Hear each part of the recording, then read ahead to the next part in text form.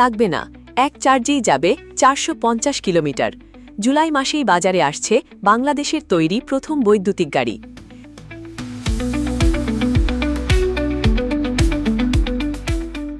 দেশের শিল্পখাতের এক ঐতিহাসিক মাইলফলক হিসেবে আগামী জুলাই মাস থেকে বাণিজ্যিকভাবে বাজারে আসছে বাংলাদেশে তৈরি প্রথম পরিবেশ বান্ধব বৈদ্যুতিক গাড়ি ইভি।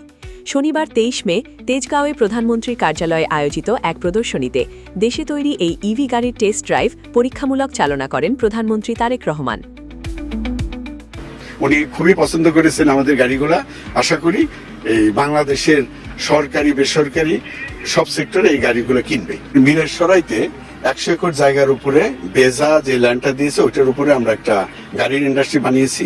এটা একটা বাংলাদেশের প্রথম ফুল প্রেজেন্ট গাড়ির industry. Bangladesh auto industries limited এই গাড়িগুলো বাজারে ছাড়ার চূড়ান্ত প্রস্তুতি নিচ্ছে। প্রধানমন্ত্রী এই উদীয়মান শিল্পখাতের প্রসারে সরকারের পক্ষ থেকে সর্বাত্মক সহায়তার আশ্বাস দেন। 5 ধরনের গাড়ি তৈরি হচ্ছে। আমাদের প্রথম হলো প্যাসেঞ্জার ভেহিকেল হচ্ছে।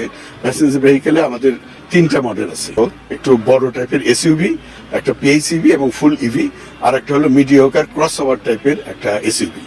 তো এই 3টা হলো প্যাসেঞ্জার ভেহিকেল। আর ট্রাক আছে আমাদের 5 ধরনের। চার্জিং সক্ষমতা ও অবিশ্বাস্য পারফরম্যান্স। এসইউভি গাড়ি একবার ফুল চার্জে চলবে 450 কিলোমিটারের বেশি। ফাস্ট চার্জিংয়ে মাত্র 30 মিনিটেই রিচার্জ সম্ভব। ট্রাক ও কাভার্ড ভ্যান এক চার্জে চলবে প্রায় 200 কিলোমিটার। ফাস্ট চার্জিংয়ে সময় লাগবে 40 মিনিট। মোটরসাইকেল ও 3 হুইলার কোম্পানির গ্লাইডার মোটর বাইক এবং অটোম্যাক্স 3 হুইলারে থাকছে সহজে পরিবহনযোগ্য রিনোভেটর মার্কারি সুবিধা। সাশ্রয়ী ও পরিবেশ বান্ধব গাড়িগুলো শতভাগ ব্যাটারি চালিত হওয়ায় কোনো জ্বালানি তেল লাগবে না, ফলে সাধারণ গাড়ির চেয়ে পরিচালন খরচ হবে অনেক কম।